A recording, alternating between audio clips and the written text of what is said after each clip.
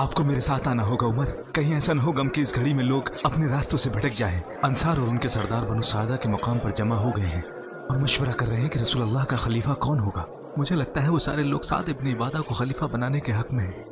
کیا بات ہے عمر, کیا تمہیں معلوم نہیں میں رسول اللہ کی تدفین کی تیاری میں لگا ہوں؟ مسئلہ ہی ایسا ہے ابو بکر, واللہ اگر اس وقت میرے بیٹے کی موت بھی ہو گئی ہوتی تو بھی رسول اللہ کے وفات کے غم سے مجھے غافل نہ کرتی. اگر دن ختم ہونے تک اس سوال کا جواب نہ ملا کہ رسول اللہ کا خلیفہ کون ہوگا تو مسلمانوں کا اتحاد کمزور ہو جائے گا.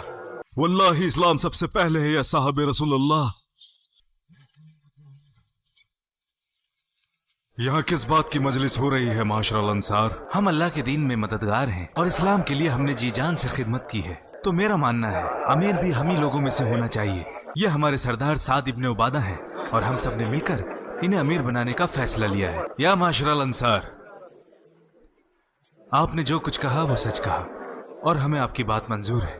آپ اچھی طرح جانتے ہیں کہ جب اللہ نے رسول اللہ کو مکہ پر فتح دی, فرمایا معاذ اللہ میری زندگی بھی آپ کے ساتھ ہے اور میری موت بھی آپ کے ساتھ ہے. الحمدللہ.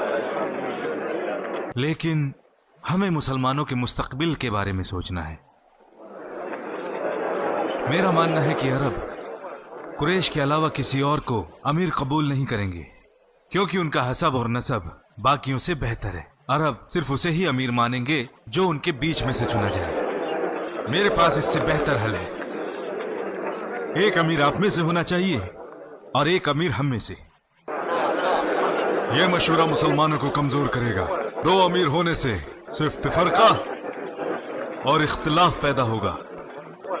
صرف ایک امیر ہونا چاہیے اور باقی ان کے مددگار اور مشورہ دینے والے ہوں گے. یا معاشر الانصار, اگر مشرکین کے خلاف جہاد میں ہم سب سے آگے تھے تو اسلام کی خدمت کرنے میں بھی ہم سب سے آگے رہیں گے. یہ سب ہم نے کسی فائدے کے لیے نہیں کیا بلکہ صرف اللہ کی رضا کے لیے اور اپنے نبی کی اطاعت کے لیے کیا, اور نہ ہی اس کے لیے ہم کوئی دنیاوی صلح چاہتے ہیں. رسول اللہ صلی اللہ علیہ وسلم کا تعلق قریش سے تھا اور وہی اس کے سب سے زیادہ حقدار ہیں.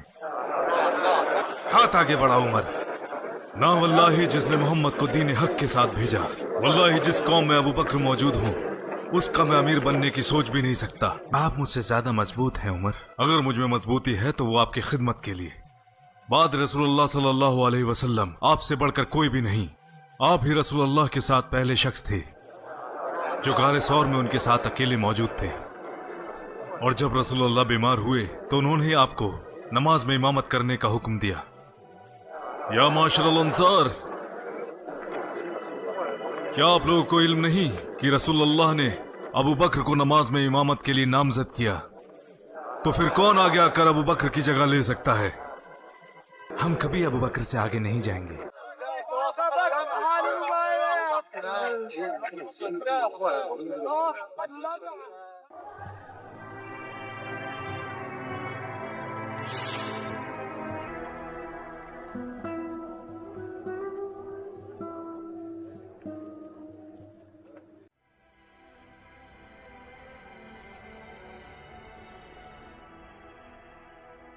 واللہ رسول اللہ کے رہتے ہم پر اتنا مشکل امتحان پہلے کبھی نہیں گزرا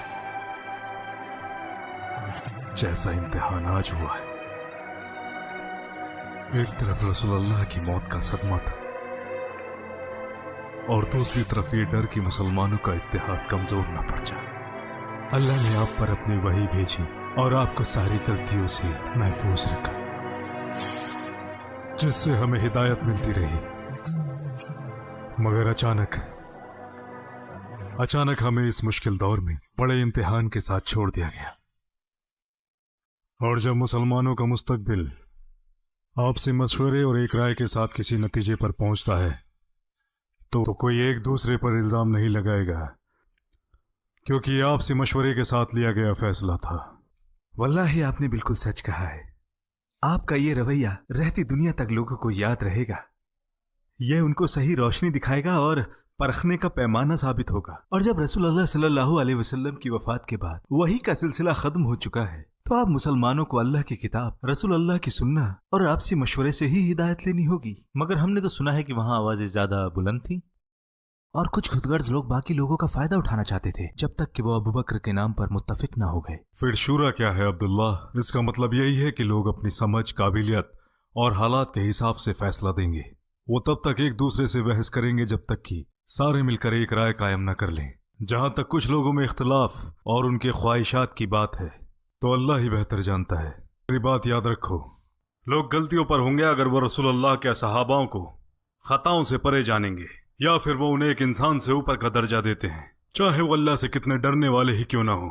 तो फिर चाहे फैसला सही हो या गलत, लोग आंख बंद करके उनकी बात पर यकीन करेंगे और ये रास्ता उन्हें दीन की मजम्मत की तरफ ले जाएगा। और उसके बाद वो लोग होंगे जो ना अल्लाह पर यकीन रखेंगे ना उसके रसूल पर, कि वो लोग खुद ही इस्लाम के दुश्मन हो जाएंगे।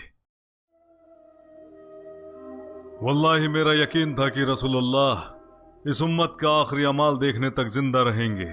कल जो कुछ भी मैंने कहा उसकी वजह यही थी, और अल्लाह ने आप लोगों के लिए अपनी किताब छोड़ी है जिसमें हिदायत मौजूद है और जिसके जरिए रसूलुल्लाह सल्लल्लाहु अलैहि वसल्लम ने आपकी रहनुमाई की। अगर आप इसको मजबूती से थामते हो तो यह आपको सही रास्ता दिखाएगी। अल्लाह ने आपको इख्तियार दिया है कि अपने बीच से एक बेहतर खलीफा का इंतखाब कर सको, साहिब रसूलुल्लाह, और जिन्होंने गारे सौर में भी आपका बखूबी साथ दिया, और आप लोगों में से एक बेहतरीन इंसान। आ जाओ और उनकी बैत कर लो।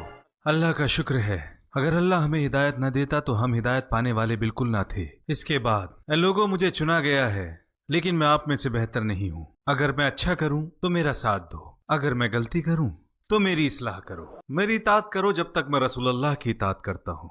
अगर मैं रसूलुल्लाह की इताअत नहीं करता तो आप मेरी इताअत के पाबंद नहीं है। है आले अब्दे मनाफ, अबू बकर को कैसे खलीफा चुन लिया गया जबकि वो तो तैम कबीले से है, कुरैश का सबसे छोटा कबीला।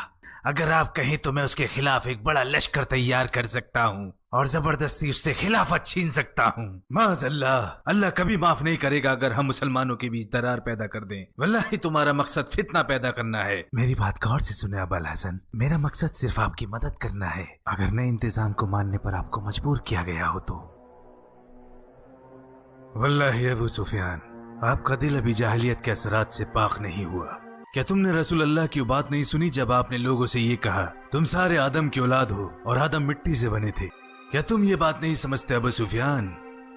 और जहां तक रसूलुल्लाह के बाद खिलाफत की बात है, अगर हमें लगता अबू बकर इस लायक नहीं तो हम उनको खलीफा न बनने देते, क्योंकि अली उनमें से नहीं जो गलत होता देख चुप रह जाए। मगर क्या आप इसके हकदार नहीं, जबकि आप तो रसूलुल्लाह के चचाजाद भाई और दामाद भी हैं। रसूलुल्लाह सिर्फ नबी और रसूल थे, किसी मुल्क के बादशाह नहीं। वल्लाही मैं ऐसे वक्त में मुसलमानों को कमजोर नहीं देखना चाहता। इस वक्त हमें सबको साथ लेने की जरूरत है।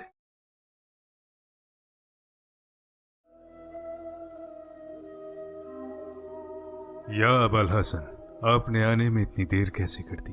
तमाम लोग आपका इंतजार कर रहे हैं। आप तो जानते हैं उमर, मैं रसूलुल्लाह की तजहीज व तदफीन में मसरूफ था। इसके अलावा आपकी बेटी भी शदीद बीमार थी। इस बारे में कोई शक नहीं कि आप रसूलुल्लाह के खलीफा हैं। अपना हाथ आगे बढ़ाएं ताकि मैं बैत कर सकूं।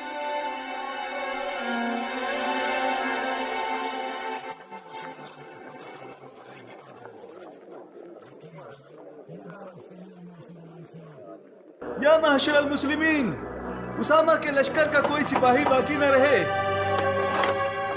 या रसूलुल्लाह के खलीफा, आपको तो मालूम ही है कि अरब के लोग मुर्तद होते जा रहे हैं, और अब आप उसामा का लश्कर भी भेज रहे हैं जिसमें मुहाजिर और अंसार के बहुत से बहादुर लोग हैं। हमें डर है कि कहीं उनकी गैर मौजूदगी में ये लोग हम पर हमला ना कर दें और बद्दू मुशरिकीन मदीने का घेराव करके आप और यहाँ के मुसलमानों पर हमला कर सकते हैं। और मदीना तो रसूलुल्लाह का घर है। वल्लाही अगर मुझे यकीन भी हो जाए कि मुझे यहाँ के जानवर नोच खाएंगे, फिर भी मैं रसूलुल्लाह के हुक्म के मुताबिक उसामा के लश्कर को भेज दूंगा। जो काम रसूलुल्लाह ने शुरू किया है मैं उसको रोक नहीं सकता। अगर मैं यहाँ अकेला भी रह गया फिर भी मैं लश्कर भेजूंगा। आपको बात समझ आ गई होगी उमर। या अबा बकर, ये सभी लोग गतफान, असद, अब्स, धुबियान और बकर कबीले की जमात की हैसियत से आए हैं। हम यहाँ आपको अपना फैसला सुनाने आए हैं जिस पर हमारे सभी लोगों की राय शामिल है। हमने दूसरों की तरह इस्लाम को नहीं छोड़ा। لیکن ہمارا ماننا ہے کہ ہمارے پیسے پر ہمارا پورا اختیار ہے، ہم جیسے چاہیں ویسے خرچ کریں۔ ہم نے زکوٰۃ اور صدقات دیے جب تک رسول اللہ تھے، مگر ہم اب اپنے مال کو اپنے طریقے سے خرچ کرنے کے لیے پوری طرح سے آزاد ہیں۔ ہم آپ سے مل کر یہ بات کرنا چاہتے تھے تاکہ ہمارے بیچ سب کچھ صاف ہو جائے۔ کیا تم اس کو بند کرنا چاہتے ہو جو تم رسول اللہ کو دیا کرتے تھے؟ کس بنا پر؟ اپنے لوگوں کو وہاں سے ہٹا لیں، کیونکہ ہم انہیں اب اپنے علاقوں میں دیکھنا نہیں چاہتے۔ میرا خیال ہے آپ سمجھ گئے ہوں گے۔ اور پھر میں کیسے رسول اللہ کا خلیفہ ہوا اگر میں لوگوں کے زکوٰۃ کے معاملے کو بھی برقرار نہ رکھ پایا، جو لوگوں کے مال میں اللہ کا حق ہے؟ کیا رسول اللہ کی وفات سے دین میں تبدیلی آ سکتی ہے؟ جبکہ اللہ الحی القیوم ہے اور اس کے لیے موت نہیں ہے۔ اگر ہم تمہاری بات مان کر نماز اور زکوٰۃ میں فرق پیدا کر دیں تو یہ ایسا ہوگا کہ ہم کتاب اللہ کے کچھ حصے پر ایمان لائیں اور باقی کا انکار کر دیں۔ اس کے علاوہ آج اسلام کی اپنی ریاست، حکومت، امت اور جماعت ہے، اور جو کچھ تم آج کر رہے ہو وہ صرف ایک بغاوت اور نافرمانی ہے۔ اب تم لوگ جا سکتے ہو۔